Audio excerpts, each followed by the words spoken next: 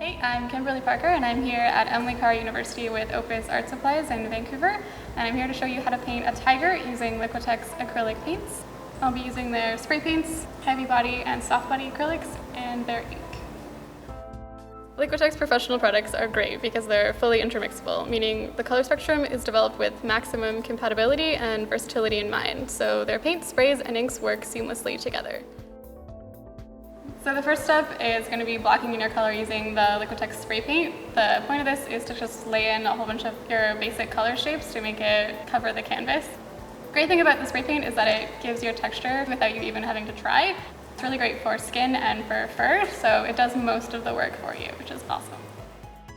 Because it's low odor and water-based, you don't need to wear a mask if you're in a well-ventilated area. However, I'm still spraying acrylic pigments into the air that I don't want to breathe in, so I'm going to be wearing a mask just in case.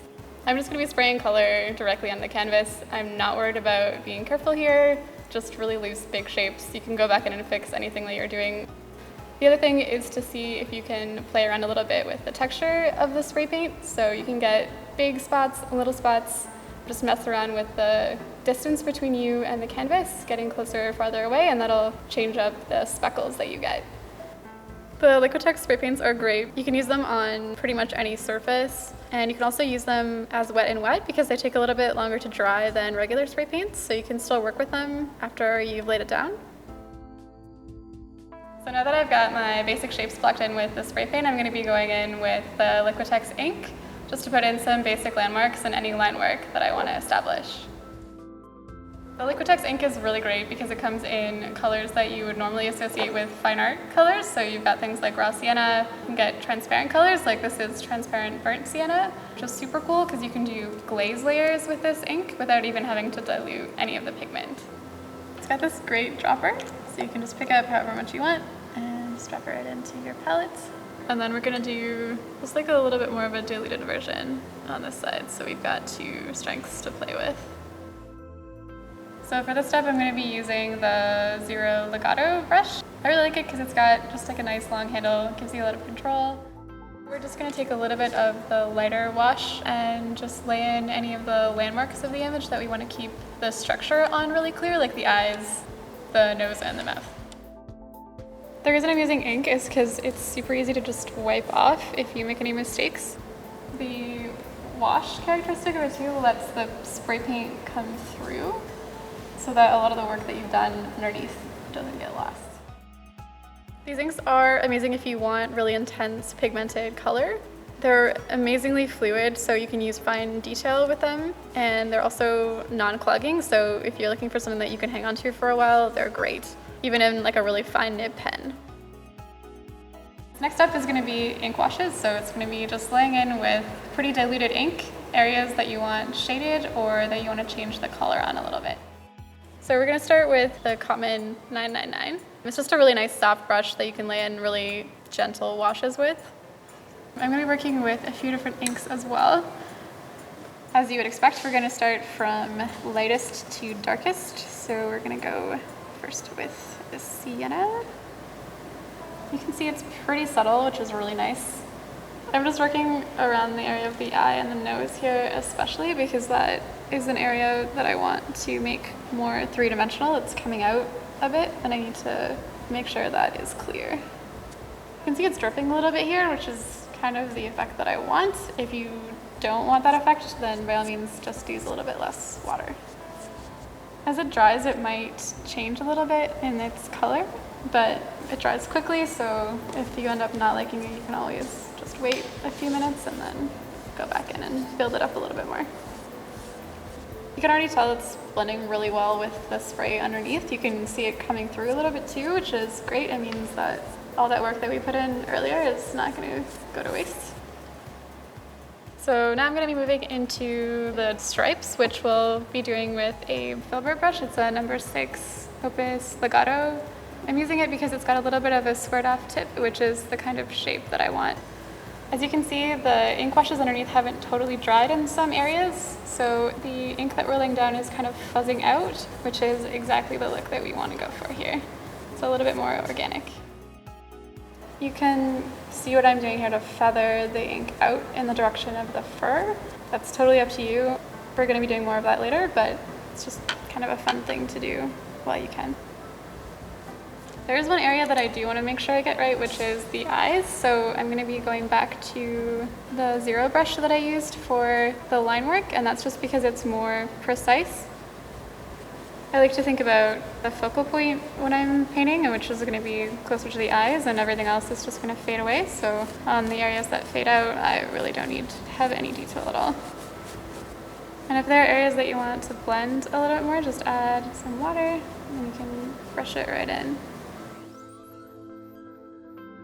So the next stage I'm going to be doing all of the fur, and it's going to be a mix of the white ink, the white soft body acrylic paint, and the white heavy body acrylic paint. I'm going to be using a combination of large and small fan brushes to try to get the variation in detail that I'm going for. So the number one reason why I'm using a fan brush is because it is the best for fur. You can get these really amazing hair effects. All you have to do is just kind of vary your pressure and maybe a little bit of the direction, and it does all of the work for you. I'm using the ink first just because there are areas that I still want some of that bottom layer showing through, and because ink has a little bit less opacity to it, it's going to be a lot easier to build up to the areas that I want thicker. And also, if you make any mistakes at this phase, the ink is probably the easiest thing to take off. So now that I've finished with the ink layer, I'm going to switch over to the soft body acrylic. I'm also going to switch over to the bigger fan brush just because I'm going to be doing areas that have a little bit less detail. Liquitex soft body acrylics are really smooth. They've got fluidity so that they can do a lot of coverage, but they're also even leveling. So if you want something that has a smooth surface, they're great. So it's really nice sort of middle ground between ink and heavy body. It doesn't matter that I'm combining them together, even if some of these areas are still wet, they're intermixable, so not worried about things going wrong at all. I'm just doing the outer areas of the tiger that have longer fur. You can really just have fun here, play around with direction, play around with the amount of paint that's on your brush. There's areas that I'm letting get really dry, and you can see you can get quite a bit of texture out of those areas.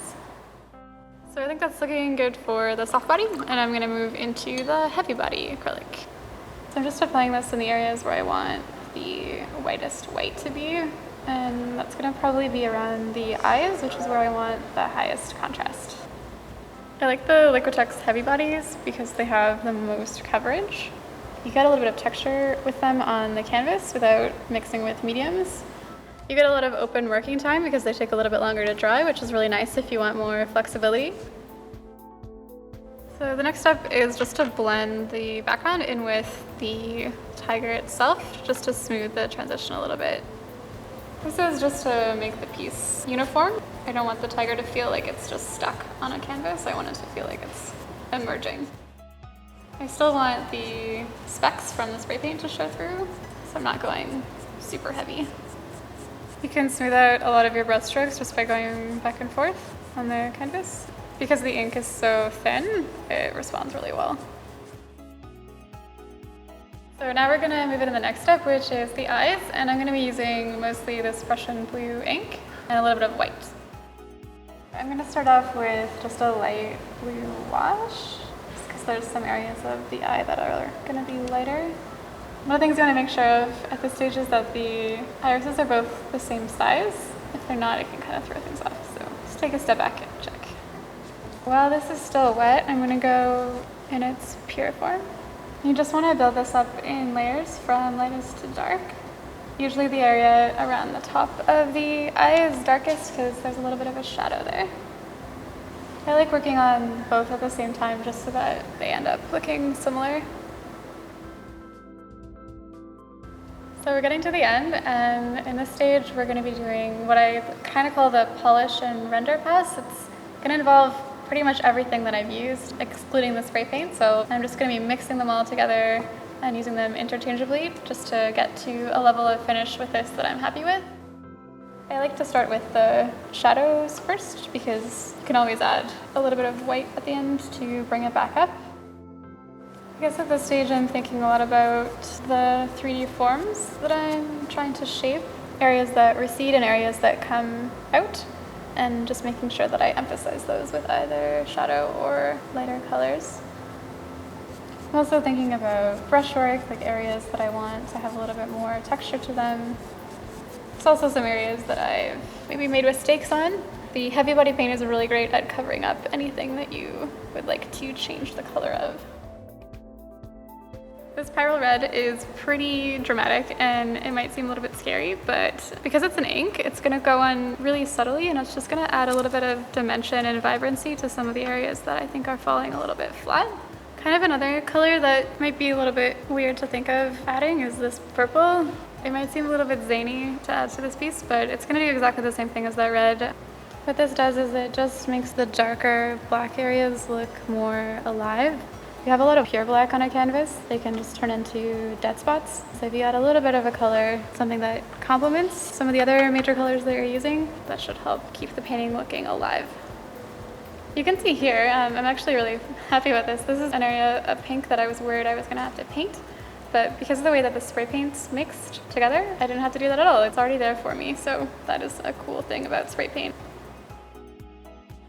And again, the areas that I'm spending the most time on with the most detail are gonna be around my focal point. So I'm gonna make sure that all of the details around that area are nice and sharp. In some areas, like here, for example, it kind of went too much over the black, so we're gonna just go back and make sure that the black doesn't get too lost. So you can see we're kind of bringing in that contrast that we lost a little bit while we were putting all of that white down.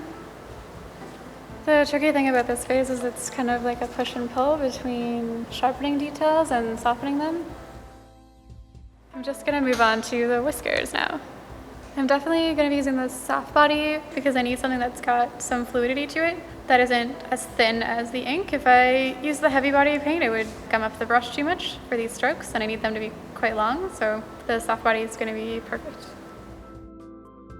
One of the really neat things about Liquitex products is that they can intermix between each other. So I'm going to be using this Prussian blue ink and I'm just going to mix it right in with this titanium white heavy body paint. And I'm doing this because I just want a little bit more coverage, but I want this ink color.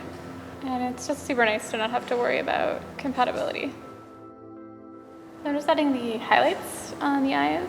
I tend to use a bit of a trick with these in that I curve them a little bit to go around the surface of the eye and it helps bring the eye out a little bit into 3D space.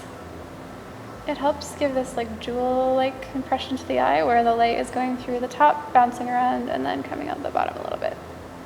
And I'm just really refining the eyes since I know this is where my viewer is going to be looking right away.